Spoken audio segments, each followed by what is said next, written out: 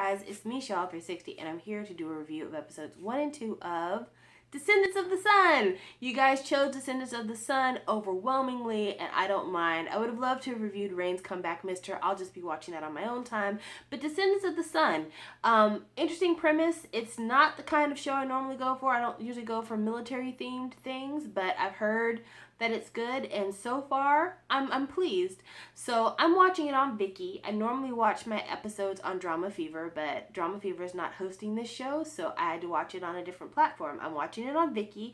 Viki's pretty reasonable when it comes to the prices. It's $3.99 a month, so I mean that's not bad at all. That's basically like 99 cents a week. It's nothing.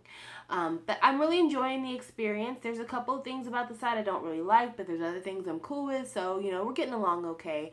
But this is a show with a lot of big names in it.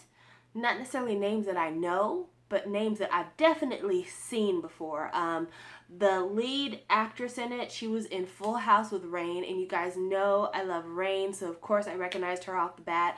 The lead guy was in Werewolf Boy. I don't remember him having a lot of lines in that movie, but I do remember him very well as being a heartbreaking character, and I'm still mad at that old lady, but that's neither here nor there. But yeah, there's that. There's the bitch from Airs, which I tried to watch Airs. I tried so hard, but I just could not. When when Lee Min-ho and what's her face from Your Beautiful Heartstrings show up at the airport at the same time, like, I don't know, it just, something happened, it rang untrue, and I just couldn't go forward anymore. But anyway, like I said, neither here nor there. But there's those two. There's some other people who I recognize, but I don't really recognize them. And of course, Onu from SHINee. So, yes. But yeah, I'm really excited. There's some bigger names in this show. It's been getting a lot of good ratings, and from what I've heard, Onu's doing a great job in the show. So yeah. But yeah, enough of all that. Let's get into the show itself. So the show opens with a very tense confrontation at the demilitarized zone between North and South Korea. There's a hostage situation. A couple of soldiers have been taken hostage, and it's up to the lead man, our lead, and his sidekick to go in and rescue these hostages. And I just want to tell you right now, I am not going to try to remember names. I am going by nicknames. So the lead guy, his name is Yu Si Jin, but he's called Big Boss, so I'm going to call him Big Boss. And him and his sidekick, Wolf, they go into the hostage situation armed with nothing but knives because they can't bring guns, because whoever fires first, it's considered a declaration of war. So, like, big political stakes here. They go in, they negotiate for the hostages, there's a knife fight that breaks out, but everybody's able to walk away in the end, so you know, a successful mission. So after having a successful mission with a little bit of injury, they get a couple of days off. They decide to go to town, have a little fun. While they're in town having some fun, they notice a robbery taking place. And they decide to step in because, you know, they're soldiers and they're not going to let somebody just break the law in front of them. So it's a kid that tries to get away on a motorcycle, and they shoot him with a pellet gun, which causes him to fall off the motorcycle and injure himself. So the one guy, Big Boss, he does the triage treatment for the kid. Meanwhile, Wolf is trying to help out, and the kid steals Wolf's phone, which is unfortunate because Wolf's ex-girlfriend is trying to call him, and she is urgent about getting in contact with him. So later on, Wolf notices that his phone is gone, so he goes to the hospital with Big Boss to try to get his phone back. When they get to the hospital, they find out the kid has ran off, and the doctor, not knowing that the phone that she thought belonged to the kid actually belongs to Wolf, thinks that Wolf and Big Boss are gangsters and they've come to beat up this kid. Because the kid came in with, you know, injuries, and he said, if I don't leave, they're going to kill me. And then, like, the phone said Big Boss. I mean, it all sounds pretty nefarious. But Big Boss takes a look at the doctor, Dr. Kong, and he's like, how you doing? Like, he is instantly smitten. And, you know, that's cool because you can tell from, like, some dialogue that was earlier in the show that he likes a beautiful woman, but he likes a beautiful woman who's doing something. Like, he likes somebody who has a career, who's great at whatever they do, that they have a lot of social value, I guess. So, I mean, already he's like, you know, she's being professional, she's watching out for her patients, you know, she's kind of suspicious. I like that. But The guys decide we need to go get this kid, bring him back to the hospital, because otherwise how are we going to prove this is Wolf's phone? They go outside and they realize that the kid is being beat up by gang members. That's who he was saying was going to murder him. Well, Wolf and Big Boss step in, mostly Wolf, because apparently Wolf's backstory is that he used to be kind of a thug gang member, and the way he got out of the gangs was by joining the military. So they challenged the other gang members, like, listen, if he owes you money to get out of the gang, I will let you have my wallet and everything that's in my wallet. You just got to come snatch it out of my hand. And they proceed to whoop the asses of every single gang member. And it's so funny because at one point they're doing like this Looney Tunes routine where he's sitting on one guy's back while he's beating the heads of the other guys like they're drums. I mean, it's so hilarious. But anyway, they end up beating up the gang members, saving the kid from the motorcycle, and bringing him back to the hospital. When they go back to the hospital, Wolf kind of speaks to the kid for a little bit, and he's like, hey, guy, what sport did you take? Because apparently, as he was getting beat up in a very defensive position to, like, protect his organs and stuff, which is, I guess, something that people who are athletes are trained to do. And he's like, I studied Taekwondo. He's like, okay, you're an athlete, but you got mixed up in a gang. Do you think that's the best idea? So, it's kind of giving a little big brother mentoring, like, I've been there, done that, kid. In the meantime, in between time, Big Boss is trying to explain to the doctor that the phone actually belongs to Wolf. They didn't beat up this kid. In fact, they rescued him from being beat even worse by this gang, but the doctor still doesn't quite believe him, even though he takes out his dog tags and his military ID.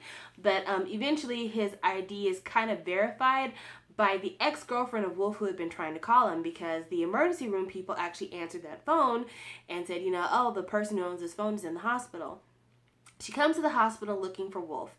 They get into an argument. Not really an argument. It's more like he's just like cold towards her, like I just don't want to talk to you, and she just is, I get it, you are his superior in the military, so you feel like you can kind of talk to him and take advantage of him, but she just is really being like spiteful towards him. And I can understand sometimes, somebody, you feel like somebody's done you wrong, your emotions get the better of you, but she's just being really, really ugly. And apparently her and Dr. Kong have some kind of history, so we'll see more about that later. They interned together at the same time, and Dr. Kong liked a boy that this girl ended up going out with later on. Long story short, they have a little altercation, and it's important to note this because this girl, she is Wolf's superior in terms of rank in the military, but also her dad is like a 3-star general type, so like she really is his superior in every way. Her dad's his superior, she's his superior. Okay, so long story short, they were able to prove their ID to the doctor, but she still thinks that maybe they beat up the kid. Well, they show her the closed circuit television surveillance, and she's like, oh wow, not only did y'all not beat up the kid, but look at all this ass you were kicking. So her and Big Boss, Dr. Kong and Big Boss, they're starting to hit it off. They kind of wanted to do this date thing. The problem is, though, that Big Boss is like a special forces soldier. Like, he is one of those ones that, like, when they need somebody close to James Bond, that's who they call. So he's constantly running off whenever they're having these dates, and it's just not working out. And the last time he runs off on their date, it's really on a really shitty day for her because Dr. Kong wants to be a professor. The problem is, though, she's been passed over for the professorship 3 different times because there were people who either had better family connections, or they sucked up better, or they did whatever, and they got over before her. And on the night that he cancels their movie date, it was the same night she finds out she'd been passed over for the 3rd time by this professor who she had done all of his thesis work to try to help him out, and in the end, he chose the daughter of the owner. So, what can you do? But it's funny because her and this girl, they had like kind of a rivalry with each other. It's pretty tense, insulting each other. The girl, to insult Dr. Kong, was like, and by the way, I have a broadcast that's going to be going on tomorrow, but because I'm going to be drinking to celebrate my victory, you're going to have to do the broadcast. So they get in this fight, and Dr. Kong is like sobbing and trying to remember this script to do this broadcast, because at the end of the day, she's still got to keep her job. Well, her doing this broadcast causes her to become like the face of the hospital. People love her on the broadcast. She does really well, and she actually becomes a professor from her popularity from the broadcast. Unfortunately, she's a professor for VIP patients, which makes me wonder what they mean by professor. And so her patients are like the wealthiest of the wealthy folks who have like the best rooms in the hospital and go into the hospital for stupid stuff. Like one of the guys goes to the hospital to get Viagra because his girlfriend is so young. And when the doctor says, well, why don't you get an older girlfriend? He's like, that's not the reason why guys like me make money, basically. And then there's another older guy who's apparently like sneakily DNA testing all of his grandkids to see who's really related to him. Like just like really scummy type folks. Rich people are cast in a very poor light in this drama. But anyway, long story short, she makes the professorship and she's doing okay. And the chairman, in front of all the people at work, asks her out on a date. And when he asks her out on this date, this is after she's broken up with Big Boss. So I feel like I rushed over that. But her and Big Boss, they were going to date. They were doing okay. But Big Boss kept having to run off to these different missions. And the night that she found out she didn't get the professorship for the third time, he had run off. Well, the next day, after her first broadcast, they saw each other again. And she kind of told him, listen, I thought about you a lot after, you left on the movie date because I had a really hard day. And I just wanted to think about you because it made me feel better. But then I thought about, like, what you do. And your job is to kill people and my job is to save people, and we're not really kind of the same philosophical rationale. And of course he tells you, like, I don't kill people for fun. That's not what this is about. I kill people to protect the people I love, to protect my country, to make things safe. That's why I do this. And, it's a debate that a lot of people have had in real life. But she's like, I just think that it's over for us because I can't. There's no halfway point in this. I value human life above everything else. You value peacekeeping above everything else, even if that includes, ending human life. And so they can't meet. So she's single when the chairman asks her out in front of all of her colleagues. And she's kind of like, okay, cool. I'm not dating anybody at the time. I just broke up with Big Boss. I'm ready to have a relationship. Well, she thinks they're going on a date. The chairman just takes her to the hotel room. And she's like, you told me we were going to get dinner at the Sky Lounge. She's like, well, outside is the Sky. This is the lounge. You want to go wash your ass so we can have sex? Like, he's that bold. So, of course, she picks up her bag and thumps him across the head. And because she did that, and he's the chairman, and rich people are the fucking worst, he ends up assigning her to be a volunteer doctor in a country called Urk. Somewhere far the fuck away from here. Even though she's the face of the hospital, really popular on the broadcast, he still makes her go away. Which, rude, disrespectful, just terrible. What a horrible human being. I hope that he contracts something really nasty in his crotch area. So she's in Urk. How funny, because guess who else is in Urk? Big Boss and Wolf. Why are they in Urk? They're there because, remember I was telling you that Wolf was dating a girl who was his superior and that her dad was even more the superior? He reassigns the entire unit to go to Urk. They're supposed to be there for 8 months. 8 months later, they're still there. So, I guess when he hurt her feelings, she told Daddy, and Daddy said, don't worry, baby doll. I'll take care of this for you. Yeah, they're in Urk too. And when they land in Urk, when the doctor lands in Urk, she explains to, well, she didn't explain it. The chairman calls her when she lands in Urk to tell her, listen, if you change your mind about, giving me a piece of ass, I can bring you back home. I got plenty of reasons to do it. She tells him, the fact that I won't sleep with you in a hotel room, don't worry about it, because as soon as I get back home, I'm quitting my fucking job and I can start my own damn hotel. Remember, I'm the face of your hospital, and that means that I have plenty of VIP connections. I can go anywhere I want to go. Click. The entire team heard her say it, and of course they're all kind of like embarrassed, but at the same time like, oh wow, is that what the chairman was trying to do? Oh damn, snap! I didn't know he was a dog like that. So yeah, I think I've pretty much.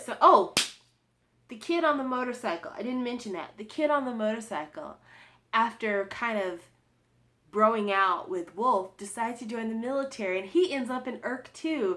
And his nickname for me is going to be Ki, because his character's name is Kim Ki-bum, which is also the name of Ki from Shiny. So his character nickname is going to be Ki.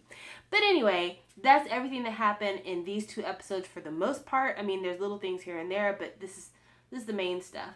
But so far, I really like the drama. I like the pacing of it. It's nice. Even though it's got some really heavy subject matter, at the same time, it's really easy to follow, so you don't get lost in too much of the terminology. It's got some nice action shots, so that's cool. The character interactions are fun. I mean, there's fights, like cat fights and kind of snappy dialogue. And the lead actress, she's spunky and she's talented, which I love. I love a person who is a lead for a reason. Like, sometimes in American movies, literature, or whatever, they have these tropes where you have this kind of helpless girl who doesn't really have any talent, but all of a sudden she finds out she's like the key to saving the universe. Well, in this particular show, you've got a doctor who's not only, you know, educated enough to be a doctor, but she's like an extremely talented doctor and is devoted to what she does, has really high morals, and that makes her a really great lead because she's great at what she does already. She already has a skill set. And then the romance factor with her and Big Boss. At first she's mistrustful, but once she sees what kind of guy he really is, she's like, you know what? I wouldn't mind dating you. And they're very grown up about it. Like, they flirt a little bit, but then they kind of get down to him like, hey, I want to go out with you. Okay, let's go out, you know? Like, they get down to it. And I really appreciate that because I don't like a lot of pussyfooting when it comes to romances. I mean, it is a bit insta-love, but not really. I think it seems more like insta-love because the background song keeps talking about you're my forever love. But yeah, I like those two together. The guy who plays Wolf, I don't know this guy's name, but does he not look like Juno from 2 p.m.? Like, seriously, every time I see him, I'm like, is this Juno? Is this Juno's brother? Are they related? Because they look identical to me.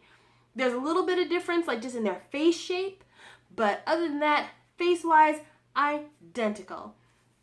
But yeah, I like that. I like that the kid on the motorcycle ends up joining the military. I mean, I think we all saw that coming from a mile away. Very telegraphed, but I like that.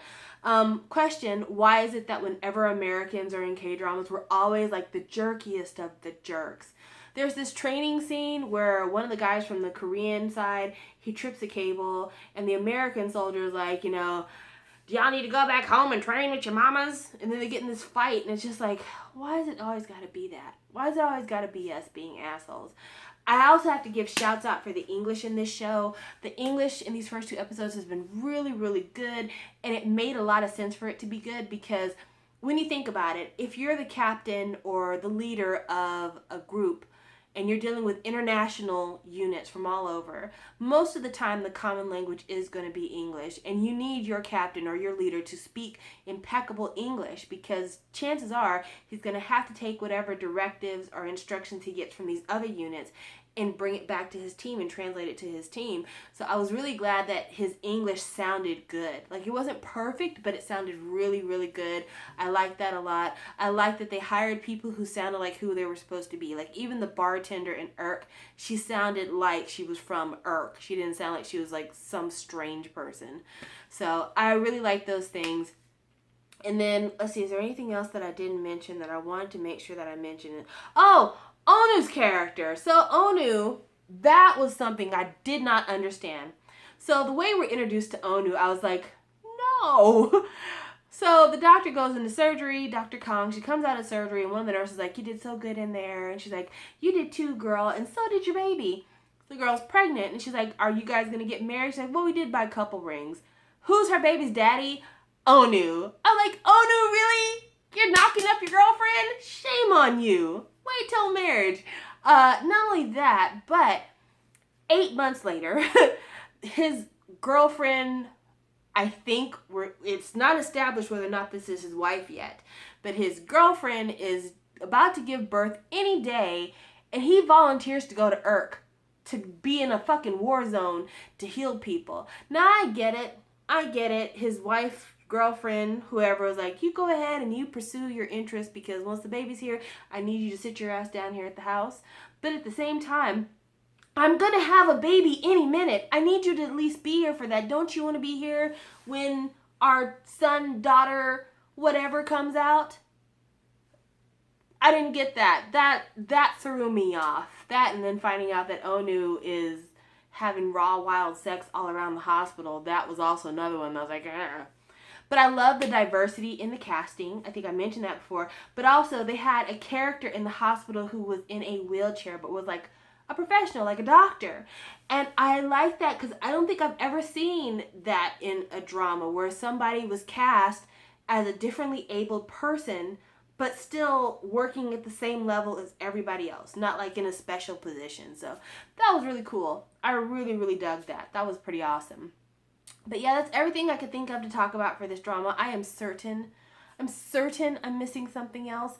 But this is just episodes 1 and 2. And I'm sure something that I missed now, I will pick up again when I get to 3 and 4. But I hope you guys enjoyed, and I will talk to you later. Bye!